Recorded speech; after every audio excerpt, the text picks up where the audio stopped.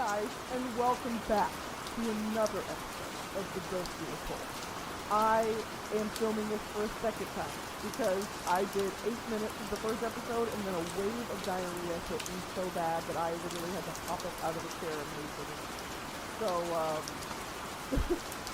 my brain just said, yeah, don't do that to happen. Okay, mustache moment. So, I just shit my brains out in the bathroom, and I'm back. A lot of updates that I just went through, but I'll do these things you guys because I guess you weren't here. It was only me alone in this room.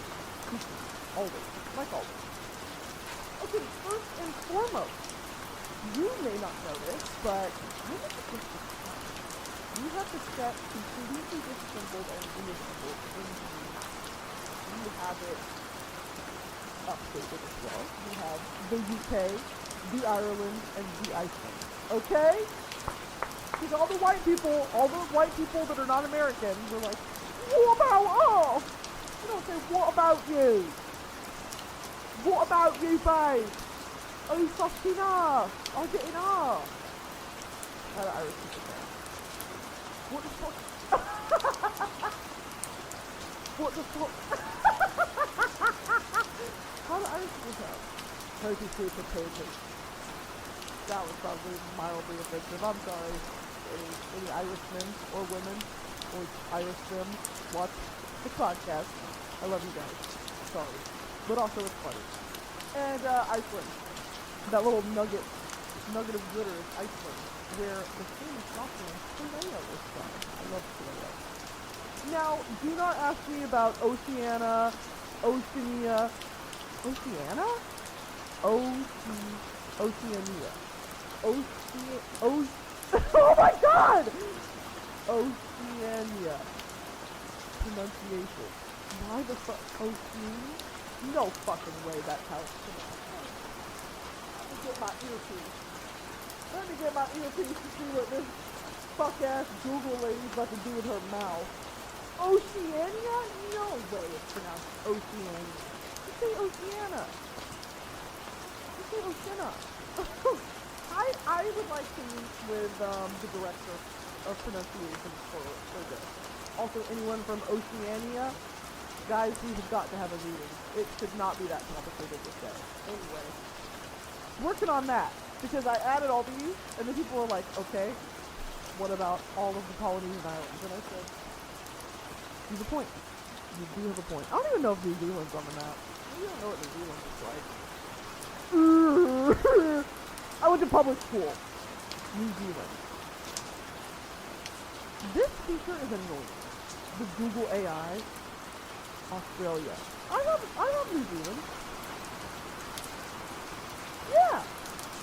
I love New Zealand. You bitches. I'm not really sure what that is. I could not tell you. Oh, is that New Caledonia? Love that place. Alright, this isn't a biblically accurate map, this is the Broski map. All of my cartographers, all of my geographers died of diarrhea, alright? The only cure for diarrhea is Imodium, and I am holding the stock of Imodium. We have surpassed currency in Broski and we now deal in fully Imodium and Pepto-Exclusion. So that's kind of where we are. Our economy collapsed, we are back to bartering and trading chicken, goats, Imodium, Pepto, antibiotics. Ran out of antibiotics a few months ago, so you get a UTI, you're fucking dead, alright? You are useless to the population. You are not a working woman if you get a UTI. I just had a UTI, like, top of my mind. That shit was ass. That shit sucks. UTI sucks, dude. What do you mean my pee hole's infected? How did I infect my own pee hole? All I did was pee out of it. There is one purpose to the pee hole. I peed out of it. If I had a penis, I'd pee real hard. I'll tell you one thing right now, and I'll take this to my grave. If I had a penis, I'd pee real hard out of it. I just, for one day, I wish I had a penis. Oh, I wish I could just pee on anything. I'd pee on the wall, I'd pee on the floor, I'd pee in a bowl, I'd pee out of the car window, I'd pee on a car, I'd pee on a tire, I would pee real hard on it like an anthill. Anyway, a UTI is crazy. And what's even more crazy is having to go in there and be like, can I pee? And they're like, okay, how about you pee in this cup? I just told you where's I pee. Believe me. Anyway, I'm in a new house. I have my own 1920s Spanish style, like Marilyn Monroe, classic Hollywood house. And it's the house of my dreams. There's a playground out front. There's a vegetable garden out back. I'm not gonna be touching it. I'll tell you right now. I was touring the house and they were like, oh, vegetable garden. I said, I'm gonna be using it. What a waste. You guys, I follow Julius Roberts on TikTok, who's that British chef who like used to work in Michelin-star restaurants and fucked off and moved to the English countryside and like fully is self-sustaining. Like he cooks all of his own, he grows all of his own food, keeps his own livestock, like does all this completely self-sufficient farm out in England. And I was like, every time I watch one of his videos, I'm like, I could do that. I could do that. I could just eat a squash and basil pasta and be content with my life. Maybe buy some chickens. But I'm not that person. As much as I would like to be that person, I'm not that person. Alright? I'll eat a Hot Pocket every day. You wanna know what I had for dinner? Popeyes. You wanna know why I had diarrhea? Popeyes. You wanna know what's in this cup? Popeyes sweet tea. Okay? I think that I'm built different. I am built the same. I am a standard model. If you were at the store and you were looking at like American Barbie dolls, it'd be like, oh, where's the plus size normal one? That one. And I know a lot of you guys are gonna be like, you think you're normal? Listen, this is what I have to say to that. This is the new Broski uniform. This is the new Broski uniform. Everyone has to have a normal people scare me t-shirt from Hot Topic circa 2013, and you have to wear only the furry paws, and you have to have the Ariana Grande kitty ears. Dude, you remember the kitty ears she used to wear on stage? Ariana Grande kitty ears. Yes, dude. Oh my god, you have to wear this. You have to wear these. I have this poster on my wall! I am stuck on here. I don't give a fuck. Okay.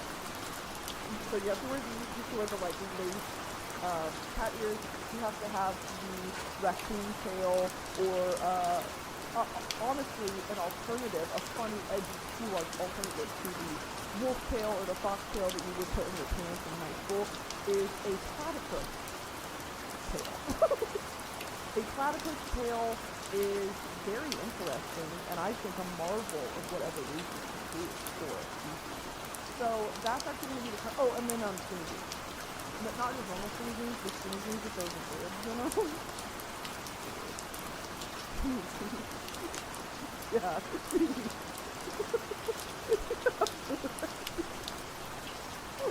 What are those famous ones? Okay. Yeah, these, dude. These Tony Lopez ass jeans. Okay, so it's this, these jeans, normal people scary t-shirt, the Ariana Grande ears, the fuzzy tail, the furry paws, and then, for makeup, you can do whatever you want to do. I'm not really gonna like dictate for makeup, but for shoes, you have to do those, not platform, the Toms. You can wear Toms. And Toms, okay?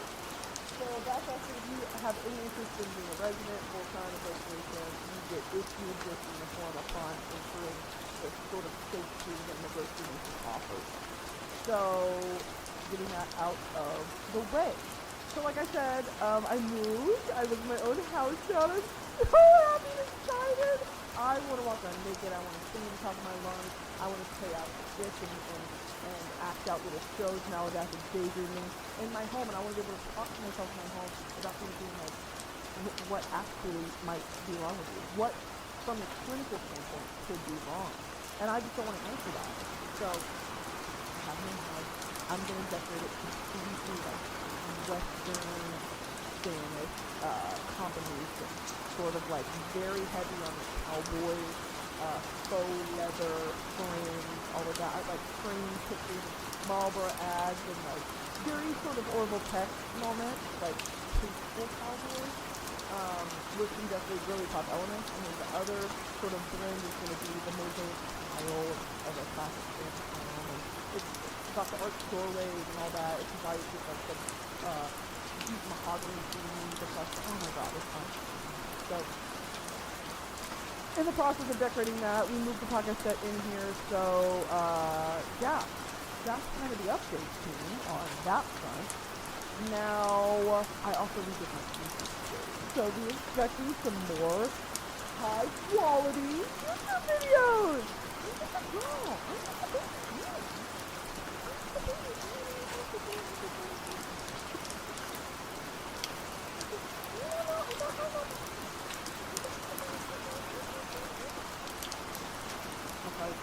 And Stanley's always like, so did you just like not focus the camera before you filmed, or did you intentionally fuck with the audio to piss me off? And I'm like, God.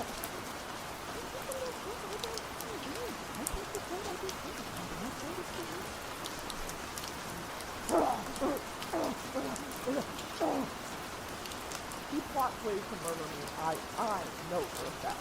I know that he has fantasized about my untimely death. Probably at least once. Maybe twice. But not that often, too. I think we're friends. Stanley, I think we're friends. I think maybe that you like my company and he works on my project. But time will tell. Okay, what's another update? I gave up caffeine. I gave up caffeine because I saw someone on TikTok do it. Someone on TikTok do it. I'm like, what? Reverse. Begin. I saw someone on TikTok do it, so I tried it. He said he listed off all of these symptoms that I have constantly. I am always tired. No amount of sleep is restful for me.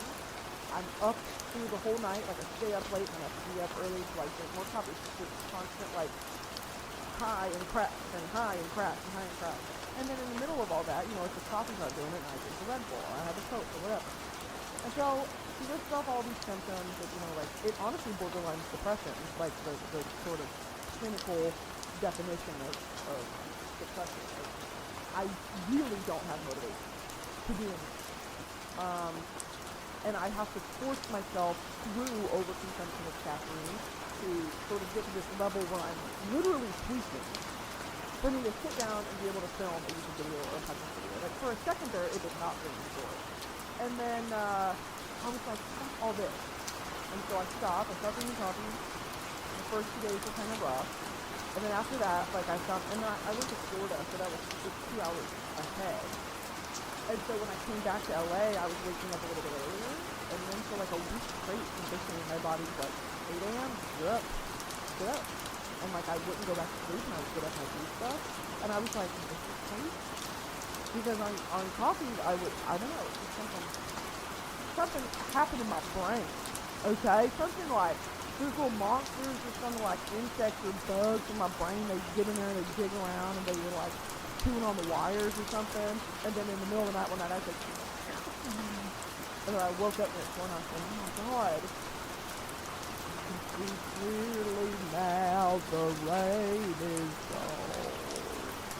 I can see all obstacles in my way. Oh my God, someone needs to do a bluegrass cover of that song. After the, what are the words? I can see clearly now. Give me a sec. It's gonna be a bright, sunshiny day. That with some like pedal steel and a banjo under it. I'll get into it, dude. I have a lot to talk about. And I just briefly got into this on the last time that I recorded this, so I have no problem really diving into it again for you guys. Because of course, this is like Squidward's episode, the lost episode of SpongeBob that I'm referring to. Because only I know about it and it's lost to the archives forever. Because guess what? It didn't record the audio. And also the camera's cut off.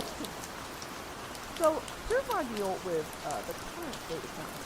So, I know a lot of y'all are country fans. And if you're not, listen, you might learn something, okay?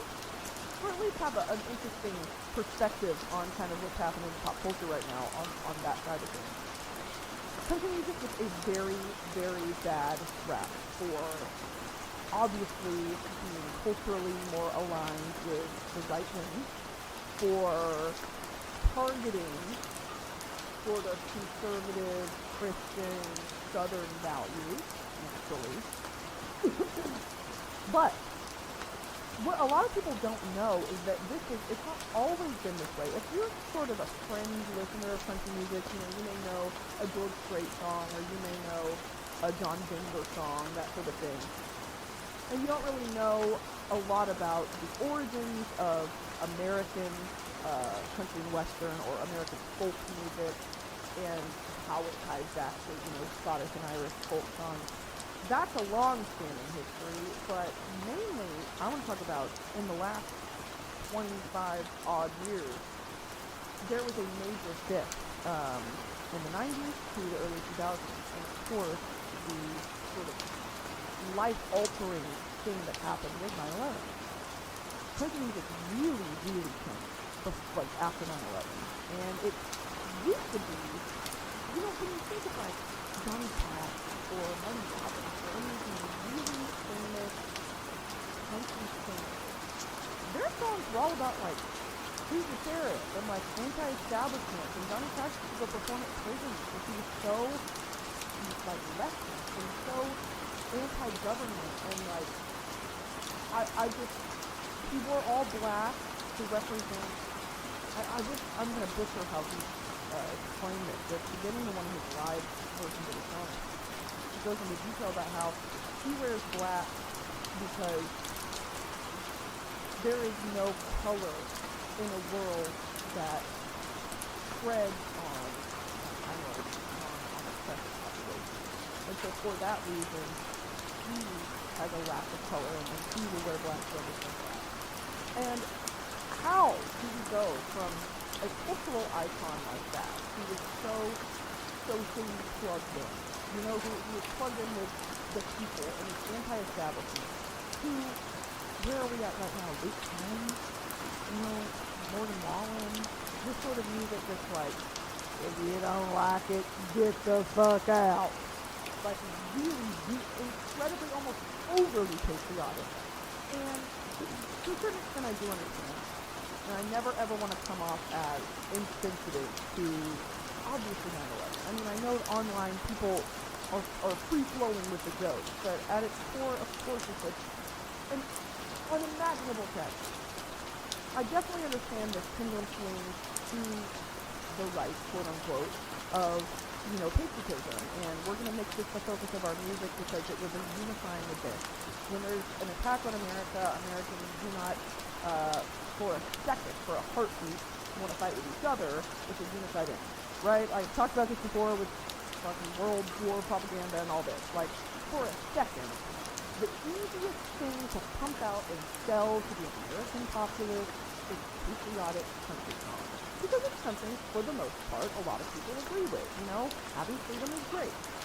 But, it's like, it's to this level that's so crazy and embarrassing, and like, you have lost touch with actually what people want to hear and sing about.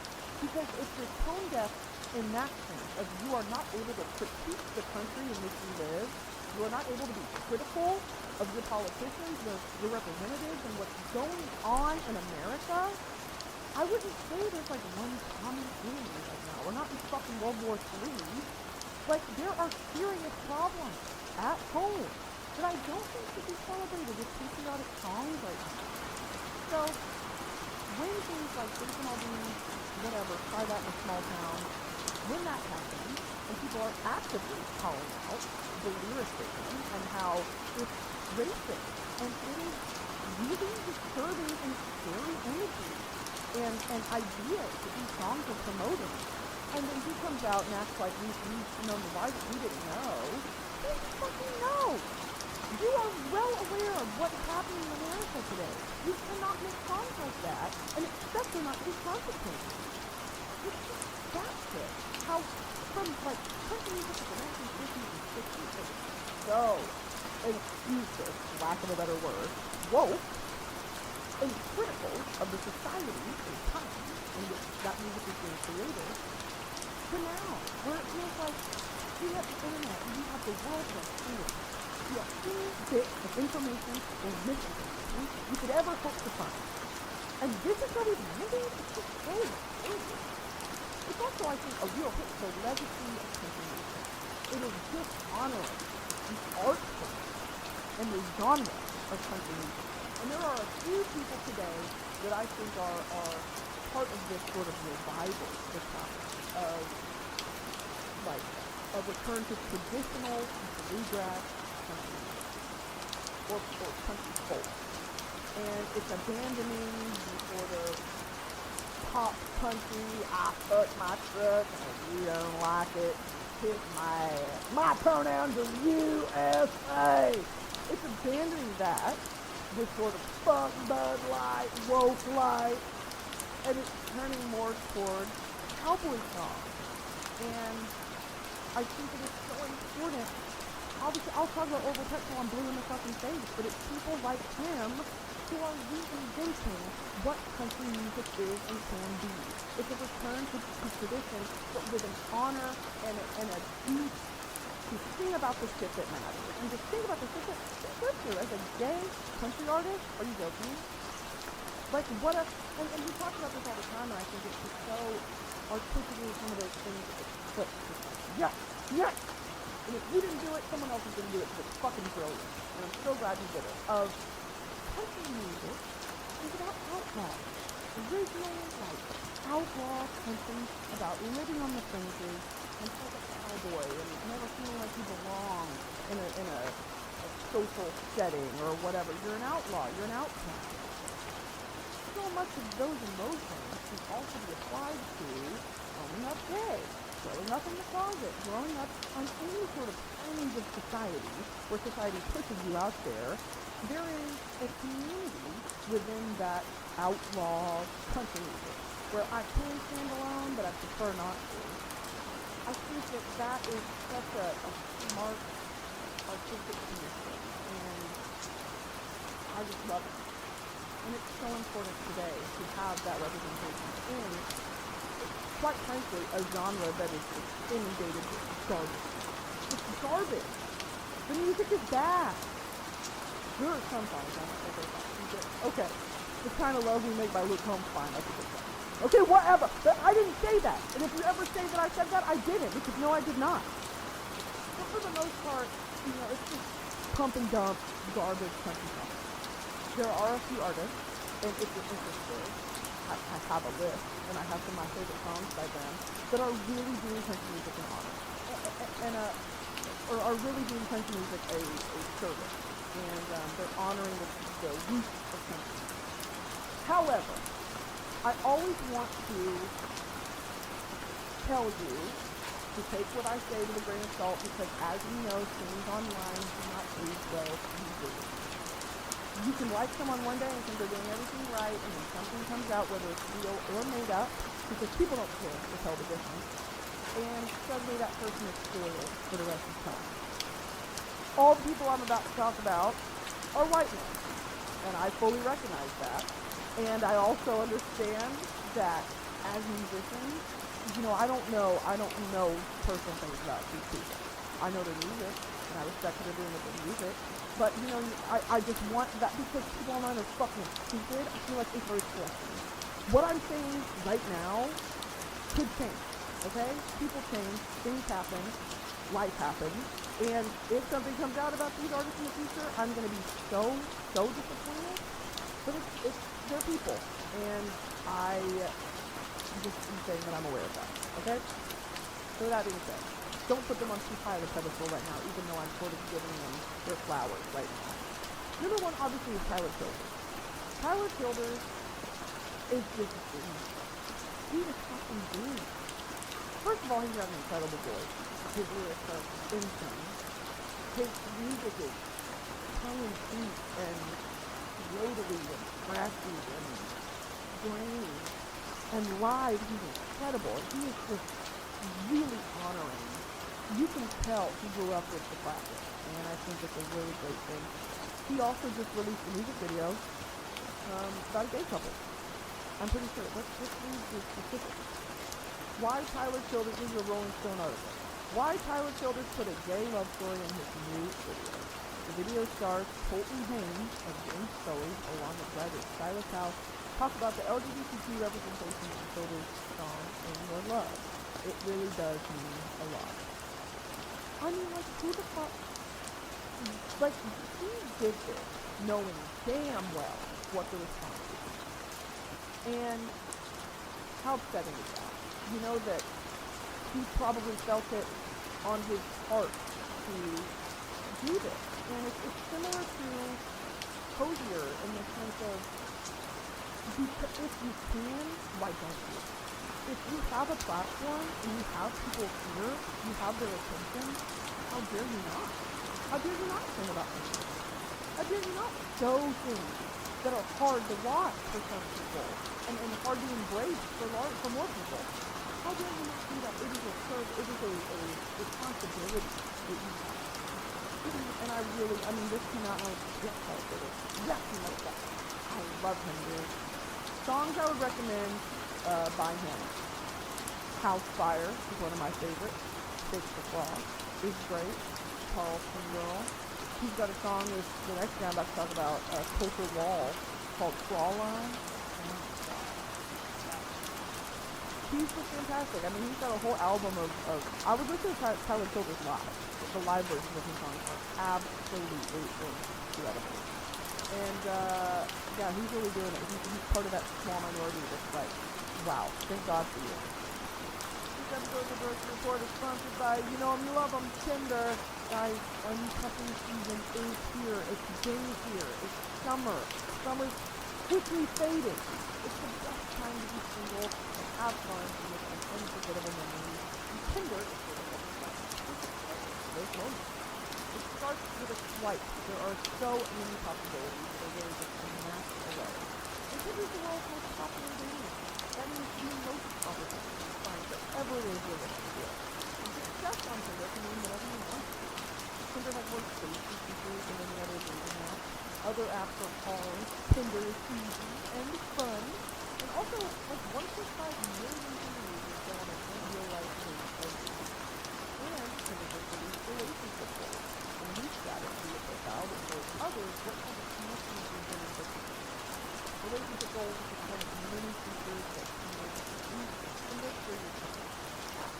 On Tinder, it starts with a swipe. Download Tinder today and explore all the possibilities for yourself. Next is Coulter Wall. Now, Coulter Wall is like truly. I discovered him because I was listening to, I think John Denver. I was having a mental breakdown. But about 2 years ago. I was having a freak out, like absolute spiral. What am I doing in my life? I can't do this. Like, I'm imposter syndrome to the core. And I was like, I'm gonna take over this. And I told my team, fuck off, don't talk to me. I told everyone, don't talk to me. I put my phone on Do Not Disturb for 5 days straight. And I used it as an iPod, essentially. And I drove from Hollywood to Idlewild, which is where Dolly Parton's got the little cabin home. And it's about 2 hours outside of LA, and it's mountains. It is the mountains. And it was kind of snowy, because I think it was February. And I drove up to this little cabin that I rented on Airbnb, and they didn't have TV, they didn't have a microwave, and I brought a bunch of groceries, and I stayed holed up in this cabin for 5 days until I got bored to tears. And I was listening to it. They had a little record player, and they had John Denver records. And so I was listening to John Denver, and I was like, there was one on my head, and I was listening to I went on Spotify and found it, and then it started shuffling music after that. So it's walking on it, and this song, I'll Post, and it's the wall. And I was like, this is old. I was like, this is old, like 2016. Girl, he's like 30-something. He's like current. What's the wall? He's 28.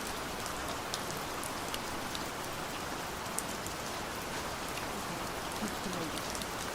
Coulter Wall is a Canadian and songwriter and musician, known for his deep, rough baritone and narrative songwriting, jazz music, and some of his country, folk, and western style. I know that's right.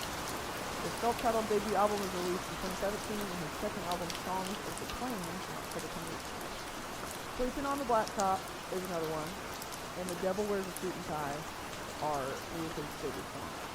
Culture Wall is doing it like no one else. But I'm gonna play a clip of him performing live, so hopefully that YouTube doesn't snipe me, because I just need y'all to hear it.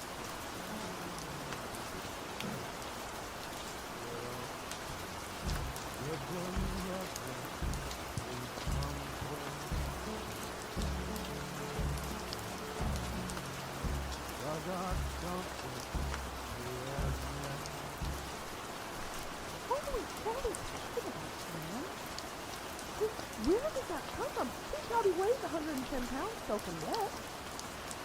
He thought I could throw him in the pool and yank him up by his shoulders, and he would weigh half of me. Oh my God. Where did that voice come from? All of his music is fantastic. He's got that song on his shoulders called Fraulein that literally brings you to tears. I love him. I cannot wait to see what he does. Like, what a talent. And he also, like, a ranches on the side. Like, he'll go on tour, and then he'll fuck off for 6 months, and his management can't get in contact with him, and he's off on the ranch. He's, like, working with his hands. We need him. Well, I would always look like this, okay? You just wait till I'll be a backwoods Barbie. You just wait, okay? I'm gonna go on there again. Y'all said on the last episode, or 2 episodes ago, when I was talking about Matt Damon and Oppenheimer, and I just went on this whole, like, spiel about Barbie, how, like, you shouldn't have to change yourself, and it's the patriarchy, and, like, my body is keeping me alive, how dare you say that it's a commodity, like, all this shit, and then 20 seconds later, I was like, I'll get gastric bypass for Matt Damon. I'll get the gastric sleeve if Matt Damon looks at me for 30 seconds. If Matt Damon gave me the up down. Like, y'all were like, so I think that, when I go on Ozempic, when I lose about 70 to 80 pounds, I start wearing wigs full time. I'm gonna get that. What did Ariana get? Tybella, where she had her, like, chin fat shaved off. I'm gonna get that done. I'm gonna have a spray tan. I'm gonna get lashes. I'm gonna get teeth whitener, and then also lip color. Culture Wall is this. You let me know. Okay? Now, I'm not gonna come work steel, bitches. I'm not gonna do that. I'm not gonna be like a pitching form. I gotta whip the road out here. And I probably won't cook for you either, but I'll make you giggle, and I'll make us some money. Culture Wall, you sing your heart out, baby. I'm gonna make us some money. I'm gonna bring home that fucking bread. I will provide for you and me. This is a family unit, and I swear to God, I will put money and bread on the table. So help me God. I need him so bad. He is so cute. But not even that. I thought he was a 75-year-old man. From that fucking voice he's got. He's out of apple. Right. I really, really have a deep respect for what he's doing artistically. And I cannot, I am such a fan of it. Now next, Zach Bryan, another white man, you guessed it. Zach Bryan, like, swiftly shot up the charts. And I will admit, he's not my favorite. Maybe I just haven't given him enough of a try. Something in the Orange is a fan. Like, cry. And then Niall Horan covered it? Hey, what are we doing? Niall Horan is a country star. Niall Horan is a country Barbie. That's crazy. And Niall Horan guys over on the good. We're bored. We just blonde Niall. Give us blonde Niall. Yeah, Zach Bryan, he's got a serious fan base. And I think it's deserved. I mean, he's very talented. I just, like, if it's between Tyler, Coulter, Zach, probably Coulter, to be honest. But I'm excited for him. He's kind of part of this whole revival that's happening, like, this return to this acoustic, good fucking songwriting. And, that's not to say, you know, I love Midland, the country band. I do love some of his home songs. But these people like, you know, Dan and Shay, or Thomas Rhett, like Luke Bryan, all these people where it's like, what's special about the music? what is special? What are you bringing to the table that's never been done before? And in an industry and a genre that is inundated and ran by white, straight men, you don't have to bring something new to the table. And that's what, I can wring somebody's fucking neck. You don't have to be extraordinary. You don't have to be reinventing the genre. You don't have to be on the cusp of innovation. You can just be, and that's enough. But for anyone who is not a straight white man, you have to bring something to this genre that has never, ever been seen before. And no one's done it like you. And there are very few people I can think of that are straight white men that do that. Chris Stapleton's one of them. Where it's like, oh my god, no one is doing it like Chris Stapleton. No one's got a voice like him. No one can play like him. No one can bring an audience like him. But, that's a sort of once in a lifetime talent. And the rest of them don't have it. Also, while all this is happening, I don't really know how to fit her into it, but Megan Maroney's on the rise. Megan Maroney's another country star who, got some good songs. I don't think it's wrong. Is it a song? Is it about Morgan Wallen? I don't know. There's tea in the country. Everybody's sucking and fucking on each other. And when is it my turn? When are y'all gonna invite me into that system? When do I get my liberal country boyfriend? Hit me up. I'm telling you, I don't always look like this. I don't always look like this. Look at this. Oh, and then, speaking of disabled things, the Steel Drivers is a band. It is a bluegrass band. And you'll never guess who bluegrass band it is. It's from probably about 2008. He had a bluegrass band called the Steel Drivers that I'm not joking bit, but some of my favorite music on it. They've got an album, and I can't remember what it's called. I only listen to the song about it. I know it's Steel Drivers. It's kind of the blue side of the mountain, though. Steel Drivers. Yeah, it's called the Steel Drivers. Oh my god, blue side of the mountain, drinking dark whiskey, midnight train to Memphis. If you can't be good, be gone. To be the heaven sent. Woo! Y'all need to get into the Steel Drivers. These songs are so good. And if you don't like bluegrass, grow up. Okay, if you don't like bluegrass, get on with it. You like Mumford and Sons. You like the Three Foxes. You like bluegrass. You need to return to tradition. I'm talking right now. So give me your feedback on it. To find myself a cowboy. Because at this point, as long as they're alive, that's pretty much, they can have a deal and really do very much. And a cowboy has no choice. Actually, I have a lot of descriptors that I wouldn't settle. But in theory, I would settle, but in reality, I wouldn't. I'm going to choose the man, Amanda Bynes myself. I'm going to Mulan myself and dress up as a man and go work as a ranch hand. And then I'm gonna buzz my head, and then I'm gonna wear those button-ups and really tight-fitting jeans and boots, whatever. And then one day I'm gonna be working on the field, and they're gonna be like, "Who's this fucking dude? Brody. This is Brody Brody." And I would show up and be like, "Hey y'all, how y'all doing?" Or whatever. Okay. I just won't pluck my mustache for 2 days. It'll be a full-grown beard. I'm gonna lean down as I'm trying to haul hay or something, and my voluptuous busty breasts are gonna pop out of my pearl snap, and they're gonna go crazy. They're gonna lose it. They're gonna say, "It's a woman!" And then I'm gonna rip my bald cap off, and I'm gonna take my hair, and they're gonna be like, "And she's hot!" It's literally gonna be like a nerdy girl takes off the glasses and she's something beautiful. That's gonna be me when my big tits bust out of my shirt on the bar. And then all of them realize they're in love with me. And then I say, "Are you liberal?" And they say, "I don't know." And I say, "I can change that." And then I sit down with them for 30 minutes and I give them the skill of their lives, and they listen and they learn, and then I'm like, "I can work with this." I'm the man who is made out of Play-Doh. Man, I could mold and shape and give him a slutty little waist and a Dorito body that he's got just big broad shoulders but a slutty little tiny waist. I just need some Play-Doh. I need to be, I think, stuck in a cage and muzzled and be given Play-Doh to play with. Maybe a vibrator. Just like some pottery, I can make a man. or a poster board. I can just draw on it. I just need to do some arts and crafts alone by myself, probably, is what is sounding like the best remedy here. Anyway, that's my plan. I'm gonna snag a man. Because I'm gonna be in drag. I'm gonna be in boy drag. And I'm gonna go work on a ranch. My big busty areolas are gonna pop out in my skirt. And they're gonna be so turned on that they have to come home with me. This is literally my plan. Oh, this is my plan. Please, God. I still need to read that book.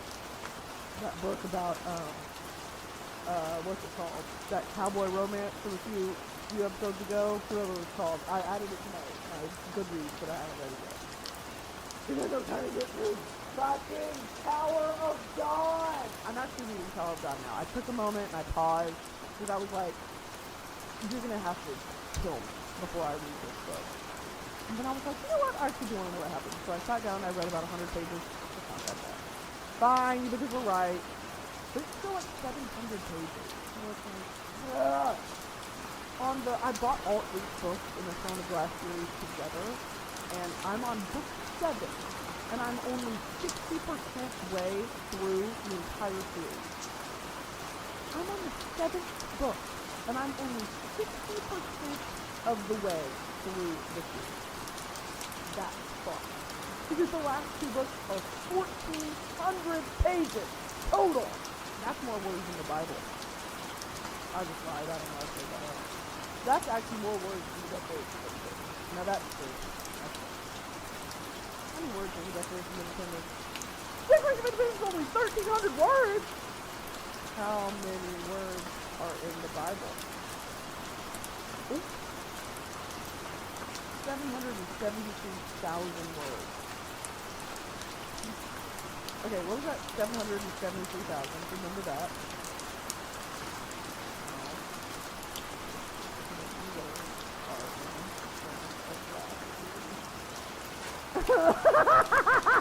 A 1,080,000 words. It says that more words than the Bible. It says more words than the Bible.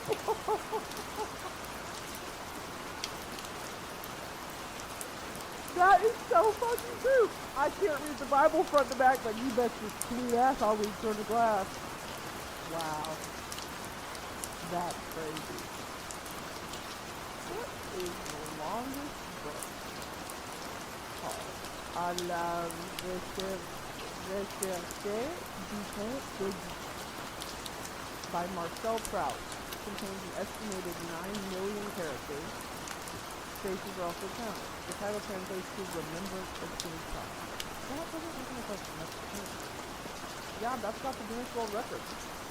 À la recherche du temps perdu. That's crazy. What is the longest? Now we're just Googling stuff. What is the longest word in the English language? Oh, fuck off.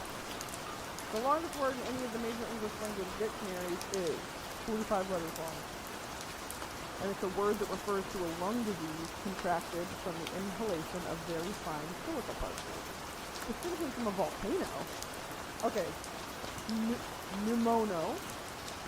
Ultra microscopic.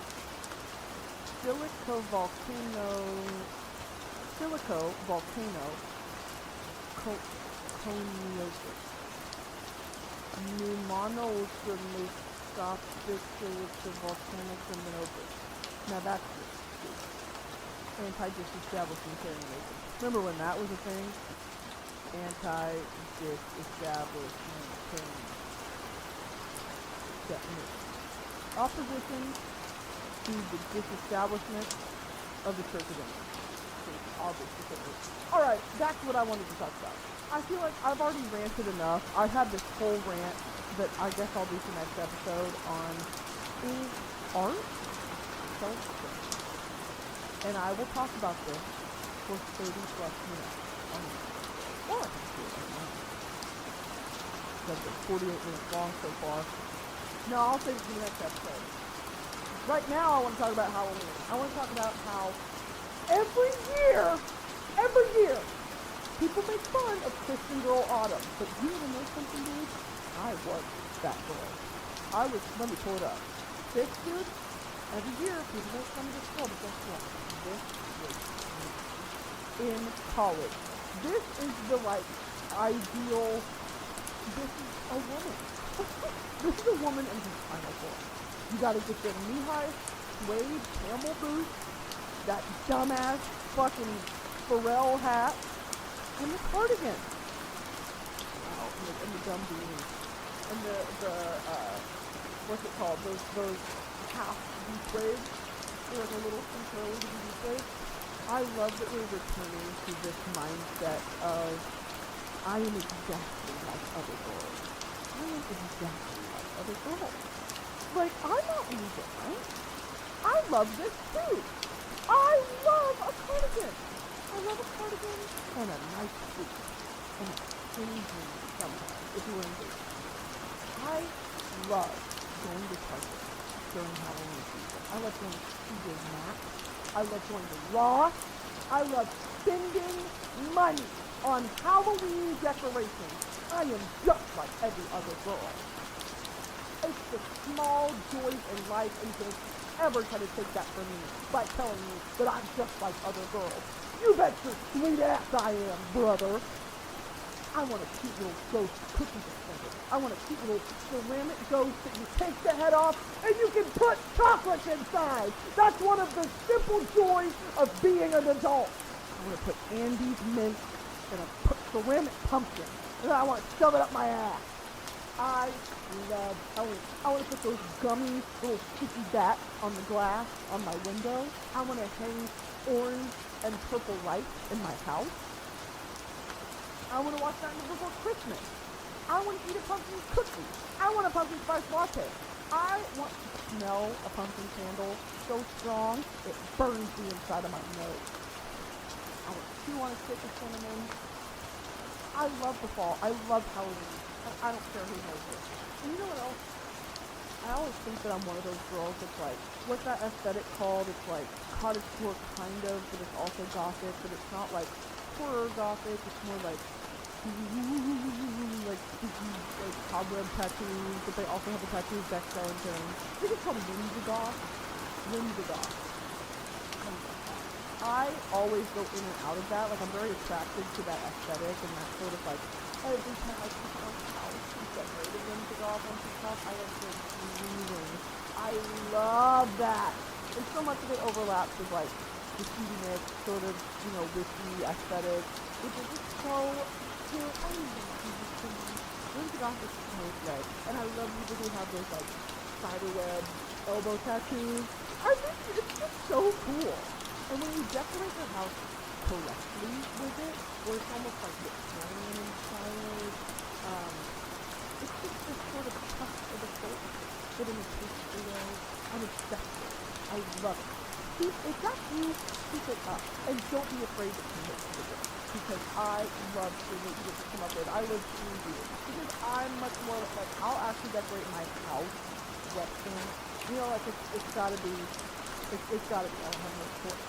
But when you get to see the Whimsy Goth while please keep posting videos and stuff because I do that every single time. And then my last point, is I have a new favorite TikToker. My new favorite TikToker, her @ is Juicy Broski. Juicy Broski. Let me go ahead and put it there.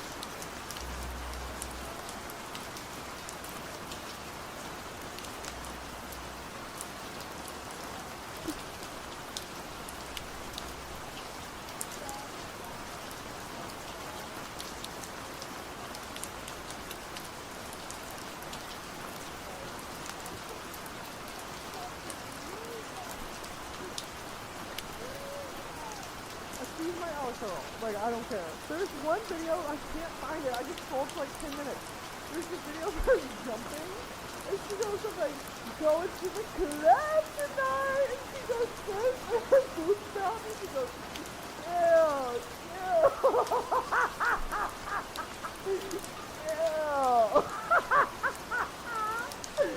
She's my own girl. I literally like wait by the phone for her to post TikTok. I love her. She is a party girl. She does not know when to stop. And I think it's so admirable. Anyway, love her. Get into Goosey Broski. I wish I knew her real name. What's her real name? Goosey. I don't know. Love you. Love you, Goosey Broski. Let's go out sometime. I don't know where you've been. Would love to do that. Okay, guys, that'll kind of do it for me. I don't even know what the fuck I talked about this episode. I ranted about country music, and I will rant about art and how I think art is self-serving, but it also serves the masses, and which is more important and which works. And does it always lead to the eventual union of the artist? I will talk about that not tomorrow, next week's episode. But I think that'll do it for me today. I love you guys very much, and thank you for listening to the vexing sound of my voice and looking at the time on my forehead. I love you very much. Royal Court comes out August 24th. Subscribe to my YouTube channel. Subscribe to this YouTube channel, the Broski.shop channel. And new episodes every Tuesday. I love you guys. And be safe. Be good. Bye-bye. Hey guys. And welcome back to another episode of... I'll get back to another episode of... Welcome back to another episode of...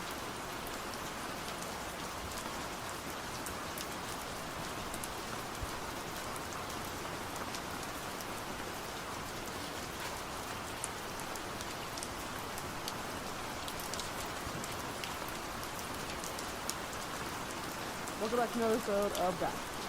Guys, okay, two things really quickly. One, my hair is so greasy. Just anything else. It's been a rough week. Like, my hair is just greasy, and that's just kind of how it's gonna be. Because sometimes it's just, sometimes it's about like oil. Sometimes you put a small cronut, a croissant donut, in your hair grease. And maybe that's just my energy for that now. I need to just get over it. Oh, clean girl aspect. If you could smell the odor emanating from me right now, it's been a while, okay? Number two, I took an edible. Took an edible, okay? Took an edible at like an hour and it's 12:13 a.m. midnight. Sometimes I think I'm on a different TV show, and I think that, like, there's like the Office camera. I think there's a camera like that, but I'm Steve Carell. Like, if you were to look through the camera, it wouldn't be me sitting here, it'd be Steve Carell. I feel like Steve Carell. I would love to talk to Steve Carell about ups and downs of life, and if true love is viable and tangible, and if true love does not exist without compromise. I'd like to ask Steve Carell that, do it. Steve Carell, I know you're a long-time supporter of the podcast. If you could just reach out, would love to have a conversation with you. If we could drill another hole in the table, see the mic flyer, see what we could on the show. What the fuck was I talking about? 12:18 a.m. I took an edible at 10:18 p.m. 12:14 a.m. In 2 hours. 10 milligrams. My blue raspberry gummy. Okay? Dries out my whole fucking mouth because my whole body's cotton mouth. My insides have cotton mouth. It isn't limited to just like my throat up. It dries, my eyes are fucking dry. I'm like, keep blinking, it doesn't work. Okay, that's it. I'm having a rough week. Okay, we've got greasy hair. I've got like a pimple forming on my butt that I don't know why. It's one of those painful ones. It's like, yeah, my abscess. We've got abscesses. You know that pun? Sorry, this is so millennial. I'm not a millennial. I'm just alpha. I'm 16 in the brain. I'm not millennial. On my shirt. Okay. I understand if you have to put this in 2x. Like, trust me, I understand, but we have a lot to get through. My brain's working at about 32% capacity right now. 32% efficiency is what we're rocking with. What the fuck was I talking about? I don't remember! Oh. The 10 milligram edible? Alright, we're gonna move on. I don't know what I was talking about. This is gonna be a problem. Okay, if I have to stop the episode in about 30 minutes to go order Taco Bell, you just have to let me because I might die if I don't. Sure. Okay, first and foremost, you need to get this shit out of the fucking way. Okay? You need to fucking...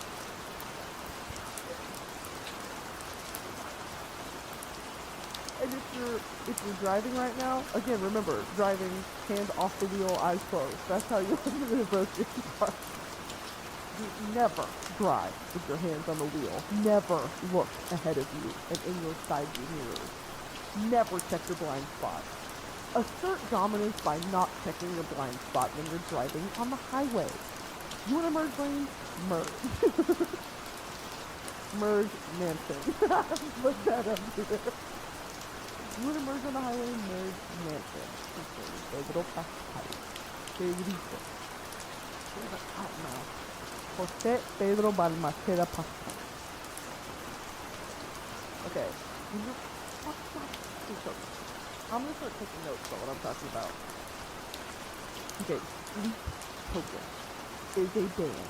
Go ahead and throw up I'm actually embarrassed. Go ahead and throw up a picture right here of Sleep Token. Sleep Token is a band, and they're British. And they are described as the studio towers. Sleep Token are a British rock band from London. Oh my god, my stomach's exploding. Formed in 2016. The group are an anonymous mass collective. Marry that girl, no matter what you say.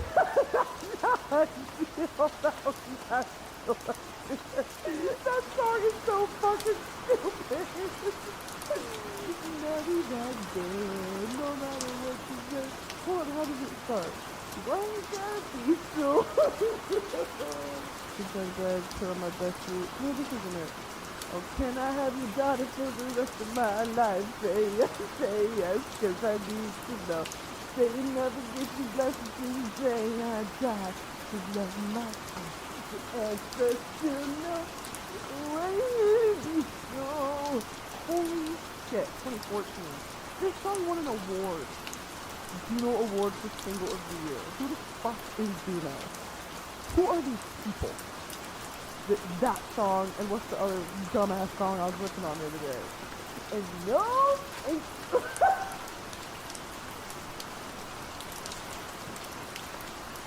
and no, and dumbass fucking music. Sleep Token would never, ever pump out any of this bullshit. Sleep Token is metal hosier. And I will be the first person to look at you in your eyeballs and say, fuck about metal. I love every genre of music, but it is something about metal I don't respect it and I cannot get behind it. Okay? Like, how is it, I understand to a certain extent, like, jazz, a rhythmic jazz, I get it, an art form, right? You're watching a master work. Free form, a rhythmic jazz. Work, right? It's like a fucking art piece. Metal, I guess you could argue the same thing, but it is just like the screaming and the no melody and just the drums full fucking volume, like this maximalist style of music I just don't fuck with. And I have a problem. It took me a while to get into hyperpop because of this whole thing. I was just like, there is so much going on, I can't even focus on one of the layers. But then that's kind of the point, because hyperpop is like, you just want to like, and it's going the whole time, like, I'm into it, I get it. 100 decks, awesome. Okay? But I'm not like, I listen to metal and I'm like, literally, I'm like, turn this shit off. I don't know what you fucking kids. I don't know what you dumbass kids are listening. Real music was back in my day. That's how I feel when I listen to metal. Now, having said that, okay? I gave this band a chance because I was like, oh, they're masked. They wear masks. I have a mental problem. I have a mental lack somewhere. I'm lacking in the brain department that makes me this way. And I'm not really motivated to do anything about it. I'm motivated to keep pursuing the things I like that tickle and prod at that lacking part of my brain. Okay? So when y'all sent me a DM and said, hey, Supreme Leader, here's a band full of masked men, jerked it.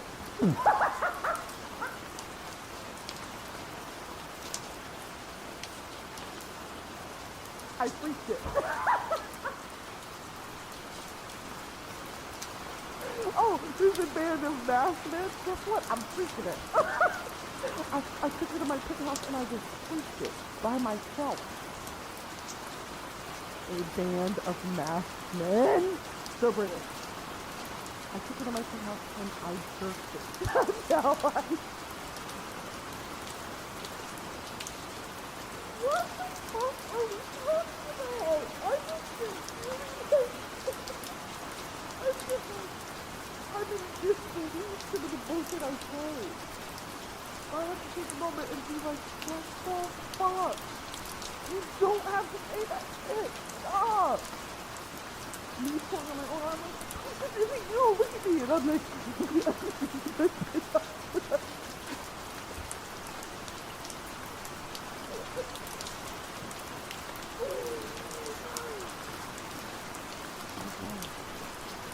what? What are you talking about? Okay. Look at them. Okay. There is so much lore here. And they've been a band since 2016. Okay. Progressive metal, alternative metal, post-metal, indie pop. They've been categorized under many different genres, including all the ones I just said. And it seems like there's a mixture of... Sometimes it'll just be him playing the piano. Oh my god, he's so hot. I don't want to talk about it, actually. That's not... Because, like, if you don't get it, I'm not going to sit here and try to explain it to you. I can't explain it. Okay, here. Try to get into this. They, like, cover themselves completely in black and wear masks so that you don't focus on them. But they're playing these festivals. But so you don't focus on them and you focus on the music. Like, that's the whole thing. It's like, the lead singer's name is Vessel, because he's a vessel with the music. And the rest of the band members are literally the Roman numerals 2, 3, and 4. It's just Vessel, 2, 3, and 4. So, I get it artistically. That's why a lot of anonymous singers do that. It's because they don't want you to focus on them, they want you to focus on the music. But inherently, I'm going to focus more on your identity because I want to know. Okay? So when I saw this image, and I was like, why does he look like that?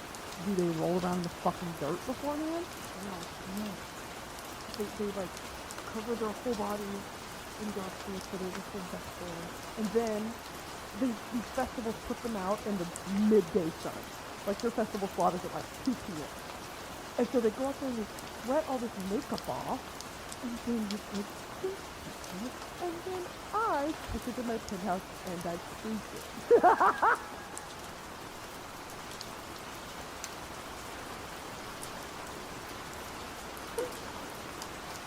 Okay, so they break 2 p.m. I look at this image, they sweat, I look it up, I go to my penthouse and I freak it. That's kind of suspicious.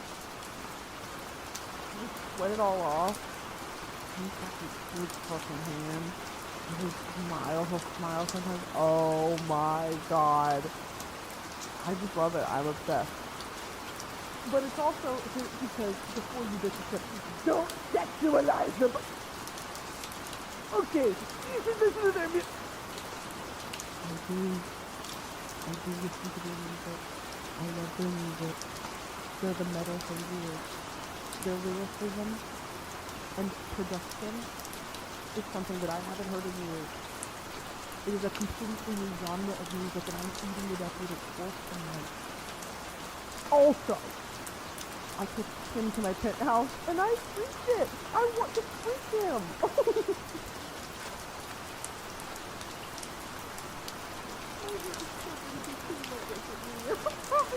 I'm so like not. Okay. their whole thing, like I said, I guess is like, they're anonymous. But I literally feel this feeling, and also my feet are tingling. I can't do that. Why edible? Why can't I just smoke a joint like normal people? Shit in my lungs freaks me out. It's like an edible.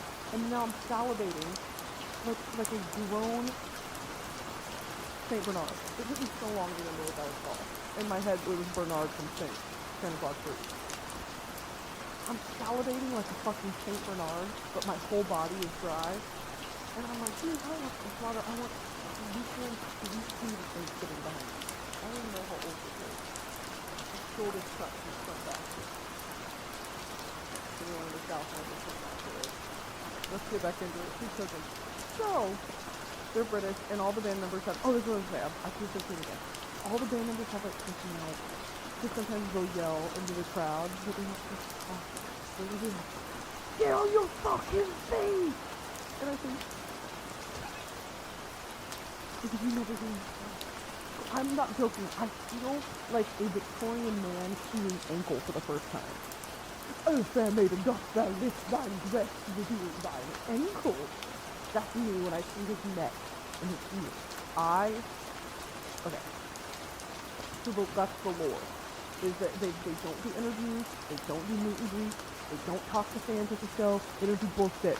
They're there to perform the music for you, and they call their concerts worship? Question mark? Hey, so that kind of makes me a little, what do you mean by that? So what do you mean by that? Are we worshiping him? Are we worshiping music? Are we worshiping each other? Just tell me when to take my clothes off.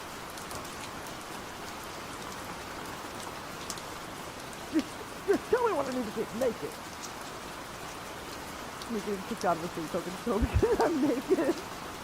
Well, I thought we were worshiping each other's bodies. What the fuck are we talking about? Okay, here are my favorite songs. This is in order. I'm lying, it's not. This is not in order. But I'll rank them in my order. Okay, first and foremost, currently, because I'm like really, the album is called Pixabay to Eden, which is like, it's so hosier coded. Like, his songs from Eden, and the sort of religious imagery, specifically the imagery surrounding like Eve and the exit from Eden, like a lot of post-religious, ex-religious lyrics and themes and topics, which makes my penis rock hard. When I listen to that, it makes my penis hard. Like, I don't have a wiener. So currently my favorite song is off of this new album that just came out in May of this year, which is it's mainly all the songs I know. Take Me Back to Eden is the name of the album, and it's literally, I'm not gonna cry. This album is in the process of changing my life. Like, I don't care who knows it. I want to stand on a mountain peak and I want to scream it. This album is it is changing my life currently. And I have not felt this way in so fucking long, probably since Motomon. Like, I remember listening to Motomon when I was like, this album's gonna change my life. And it did! I feel that way about this album, dude. It's making me just like vomit. I've been Hosier's album since like August 26th. Oh my god. And so apparently California's album is based on the Dante's Inferno and the different technical styles. And I said, oh, and it's called around. How many circles of hell are there in Dante's Inferno? 9. I'm just like, this is crazy. The first circle, limbo. The unbaptized and virtuous pagans, including Virgil, Homer, Horace,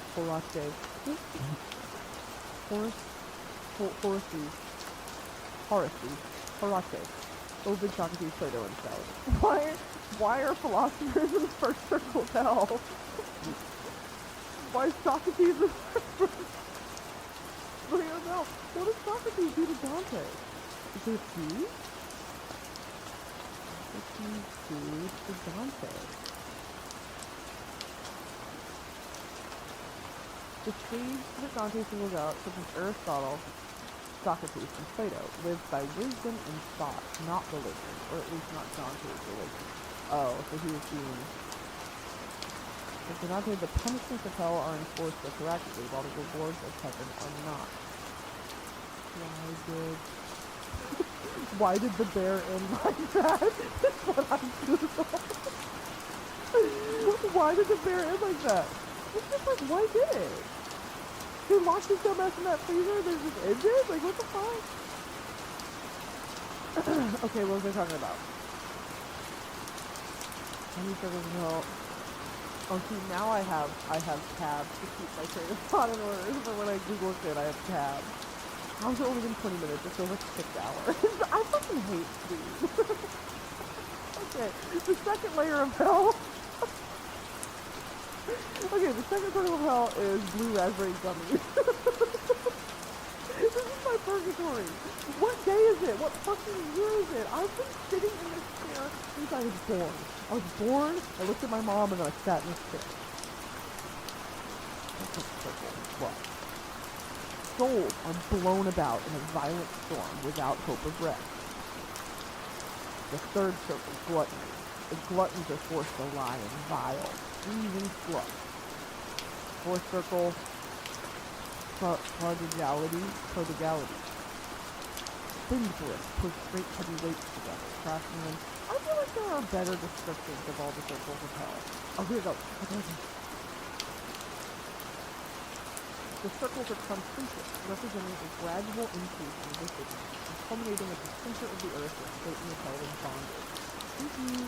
These circle sinners are punished in fashion fitting their crime. Each sinner is afflicted for all of eternity by the chief and submitted. Mine would be hornier. Mine would be, I would just be edged for the rest of eternity. I couldn't freak it. Thank goodness you freaked it too much. We're on it. This is a strict no freak zone. Absolutely no freaking allowed in the pool. Don't run by the pool and do not freak it in the pool. First circle of hell, limbo. Here resides the unbaptized and the virtuous pagan, who, though not sinful, did not accept Christ. They are not punished in an act of sin, but rather grieve only their separation from God without hope of reconciliation. The people in here are Homer, Socrates, and Aristotle. Second circle. Those overcome by lust are punished in the circle. They are the first ones to be truly punished in hell. These souls are blown about to and fro by a violent storm without hope of rest. This symbolizes the power of lust to blow one about needlessly and aimlessly. Damn, that's so true. Listen, guys, if you're chasing cleaner and Beguine, that's a bottomless pit, babe.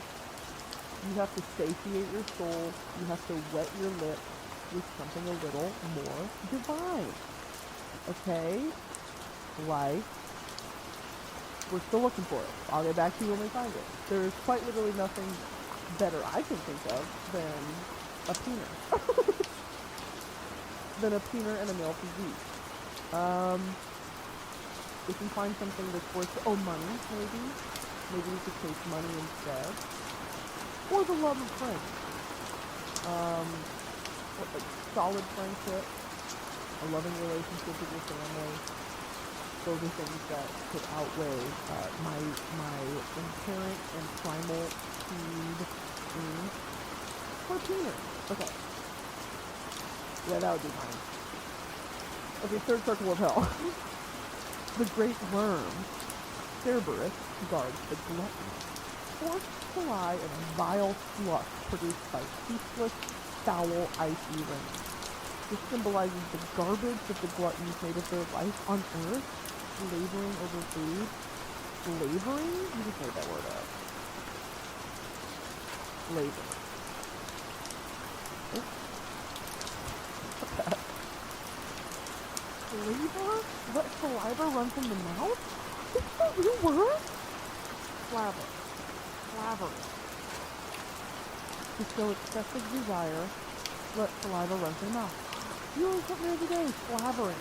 Fourth circle. Those who concern for material goods,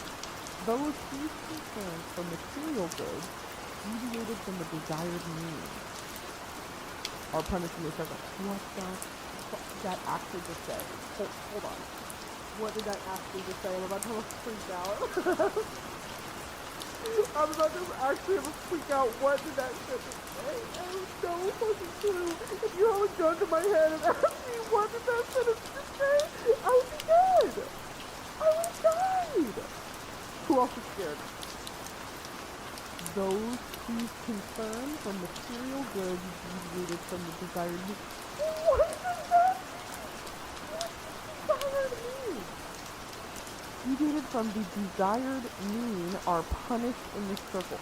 They include the avaricious or miserly who hoarded possessions and the prodigal who squandered them. These words are blowing my freaking mind! These words are blowing my freaking mind! What do these words mean? I'm literally not believing it! This is too smart. Oh my god, what does that mean? Labyrinth, sorry. Damn, there is nothing better than ice water. Thanks for the sponsor of today's episode, Tinder. Uncuffing season is here, guys. It's summer, it's the best time to be single and to have fun and make some unforgettable memories. Tinder is here to help you find the perfect partner for those moments, and it just starts with a swipe. There are so many possibilities with a match away. Tinder is the world's most popular dating app. That means it has the most opportunity to find whatever it is you're looking for. And Tinder has more safety features than any other dating app as well. There's 1.5 million Tinder users that go on an in-real-life date every week.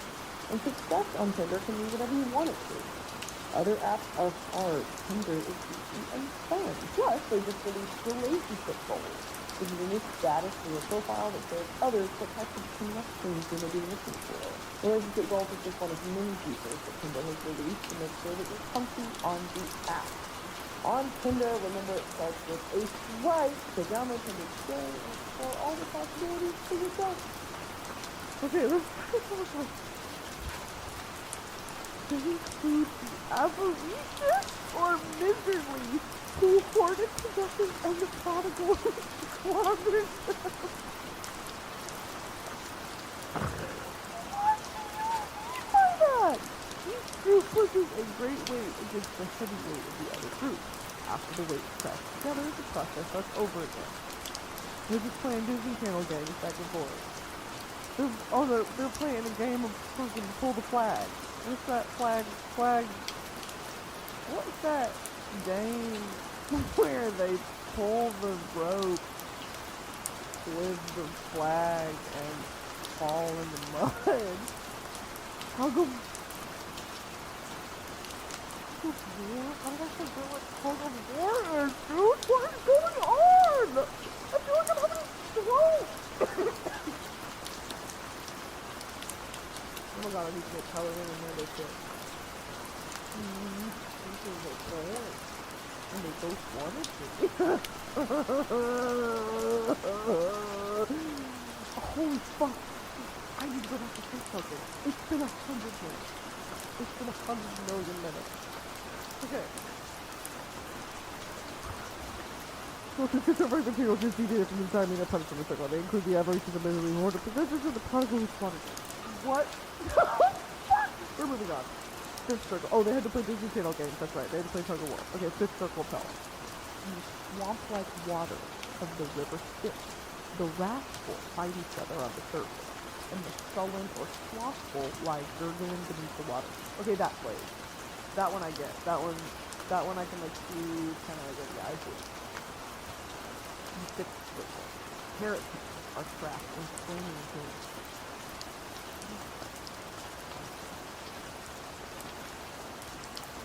Person believing in or practicing religious heresy. Belief or opinion contrary to orthodox religious doctrine. Damn. Been there. Where my heretics at? Heretic Nation. If I was alive when Martin Luther was alive, not MLK. Martin Luther from 1215.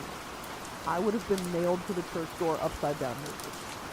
They would, my horny ass, They would have nailed my horny ass to the church door. I can tell you that fucking much. Dark lotion. Damn. Oh. So 1483 is what I meant by that. Who did the salt the cc? 95 cc. 95 cc. Martin Luther.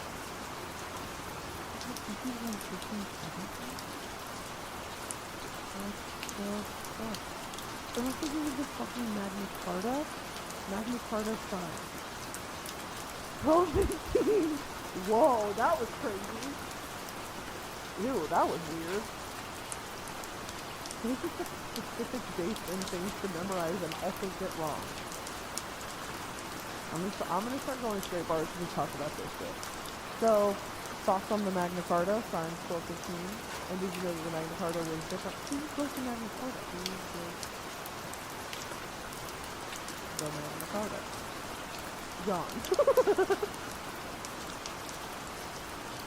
Oh, John. How could I forget? John. Johnny! Johnny, look at the trickster. John was King of England from 1199 until his death. That's not really good. He lost the Duchy. He lost the Duchy the Duchy, resulting in the collapse of the Angevin Empire and contributing to the subsequent growth of power of the French Capetian dynasty. I have not heard these terms since I was 14 years old. And also, guess what, John? Don't care. Oh, John, King of England? Stop. Oh, you're John from England? Okay, heretics are technically new terms. I wonder why. Why were heretics trapped in me?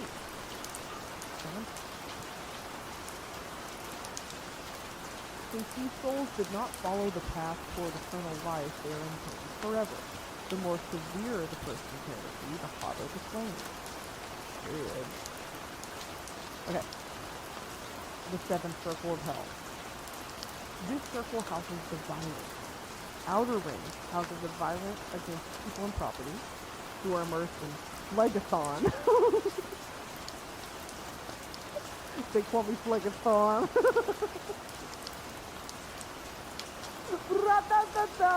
Stupid. That's fucking stupid. Don't laugh at that. Phlegathon, a river of boiling blood? Metal, that's hard. To a level commensurate with their sin. In the middle ring, there are suicides, who are transformed into gnarled, thorny bushes and trees. They are torn at by the harpies. Now, what is a harpy? The other residents of this ring are the profligates, who destroy their lives by destroying the means by which life is sustained, i.e. money and property. They are perpetually chased by ferocious dogs through the thorny undergrowth. Profligates. What the fuck is the profligate? Completely given up to dissipation and licentiousness? Shamelessly immoral. Oh, that kind of plays. Profligate? Shamelessly immoral. It is a throwing off of sexual restraint, lewd character, or behavior. The Hays Code, ooh, this is a little film history. The Hays Code tried to stamp out all lust and licentiousness in American film. Wanton disregard or transgression of laws, rules, or moral norms. Freedom entails responsibilities, or else it degenerates into licentiousness. That is true. If you went up to any redneck on the street in the South and said, spell licentiousness for me, they'd have a stroke and die.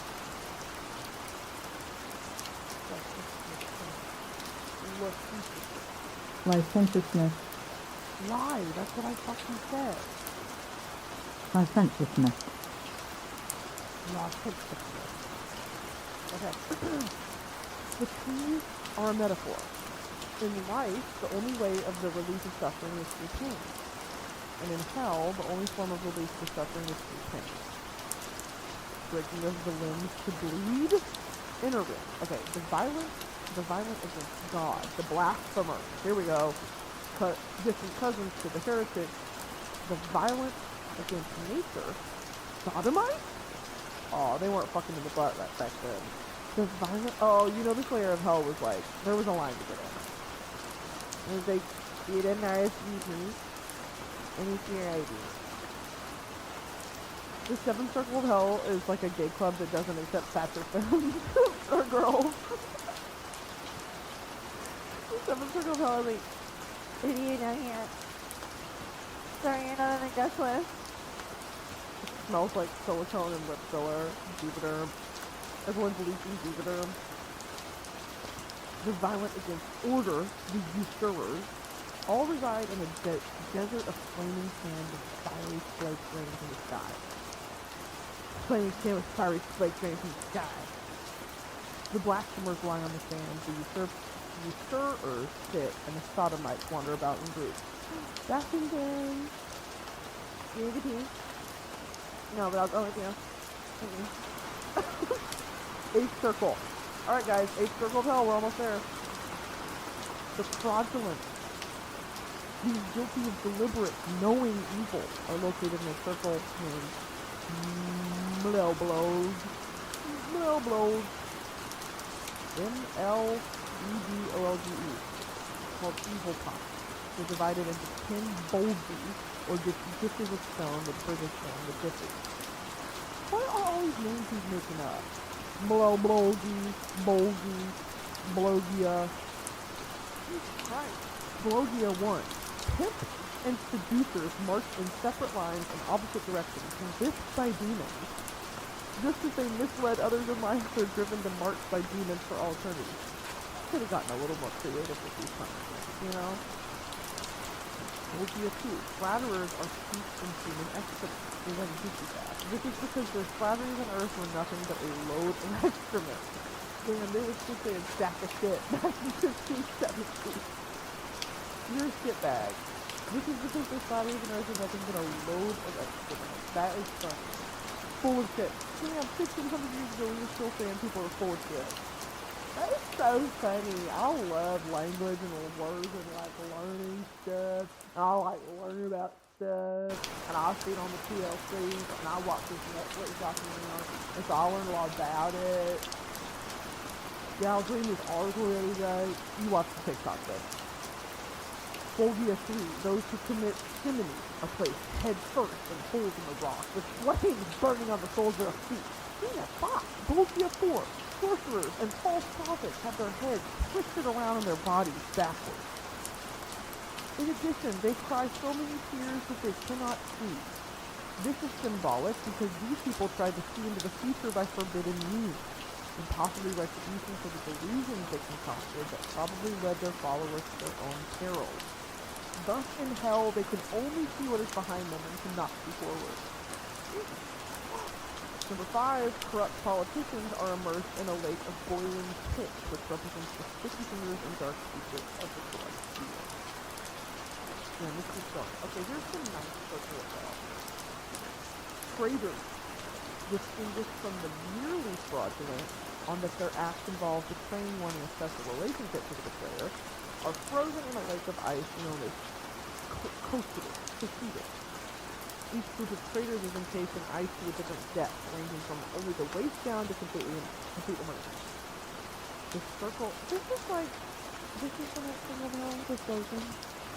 Predictable, boring, sloppy, yawning. Satan. Okay, here we get to the main attractive. Satan is trapped in the frozen central zone in the ninth circle of hell. Condemned to the very center of hell for committing the ultimate sin, treachery against God, is Satan, who has 3 faces, one red, one black, and one pale yellow, each having a mouth that chews on a prominent traitor.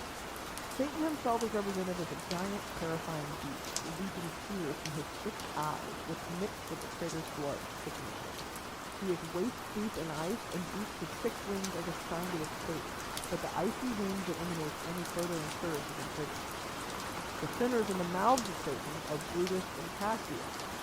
From freaking Julius Caesar, bro? Okay, that's kind of fake story, bro. Where's the copy of Bible? What?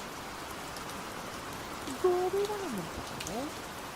Oh wait, are they making like a literature reference?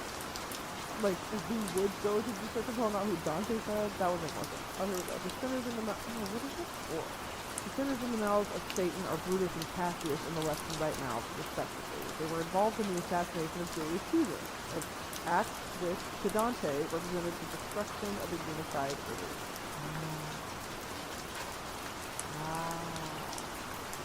Judas is being administered the most horrifying torture of the three churches. His head in the mouth of Lucifer, and his back being forever skinned by the claws of Lucifer. What is seen here is a perverted trinity. Satan is impotent, ignorant, and evil, while God can be attributed as the opposite, all-powerful, all-knowing, and all-good. That is true. That's kind of a repudium to the divine comedy. What the fuck? Okay, I don't want to go to hell. That sounds like it's sex. Me in middle school when the pastor said, if you're not certain that if you die tonight you go to heaven, put your hand in the air. And I said, I don't want to go to hell. That sounds like a fucking sex. Anyway, okay, back to Sweet Josie. No, back to Hosier. Hosier's album is based on Dante's Different Layers of Hell. And on the cover art, album art, he's released thus far, there are individual pictures that represent each layer. I love a concept album, bitch. Oh, you bitch. I love a concept album. El Malquerer by Rosalia, Teacher's Daughter by Ethel Cain. I'll just like, tell me a story, bitch. Tell me a story about religion. Ooh. Oh, the time peanut get all hard. Uh-oh, hard peener alert. Okay, so, I don't know if Take Me Back to Sweet Josie, dude, I'm not done. I'm not done. We've been talking for 45 minutes. You think I'm done? I'm not. Just sit back down. We're not done. Sit down. I'm not sure if Take Me Back to Eden is a concept album. I'm still in the middle of this album. Like, I'm having fun with it. I haven't fully delved in headfirst into the academic side of this album, even though, trust me, I will get there. I'm in the process. Right now, I'm really just like trying to get over the fact that it's metal, because sometimes it feels like they ruin a perfectly good song by adding metal at the very end. So I'm just like, come on, guys. Ascension isn't such a good song, and you just freaking metal. But I'm trying to get into it because that was Vessel's artistic choice, and I love it because that's my baby's father. That is my baby's father. The third one in a row, the third week in a row. That's my baby's father. I have so many free token edit plays on my TikTok, dude. And he's so good live. Like, I want, okay. They're playing at the House of Blues in Anaheim. Like, relative, like a small band. Like, they're a small band in the grand scheme of things. Still kind of underground. Retail tickets are going for $500. You bitches need to be locked in the Ninth Circle of Hell. I want fucking scalpers. I want you, and if you just buy concert tickets and sell them for a price, you're going to fucking hell. Hell is hot. And guess what? The Ninth Circle, Satan's down there, clawing and sucking and licking on bitches. You're gonna be there. Buy a $25 concert ticket and sell it for $500. You're burning in hell. But stripping people of their right to see live music would be the classic game to try to get into a concert with the House of Blues, dude. A drink at the bar costs more than a ticket in an ideal world. Oh, I'm so mad. Okay. I'm getting into the album. And so far, here are my favorite songs, okay? Some of them are from Take Me Back to Eden, some of them are from general Free Token songs. Currently, Rain is my favorite song. From the beginning, when it's just like acoustic piano and he's kind of singing live and it's and when he sings, he goes like kind of around your body. Oh wow, got a little lightheaded.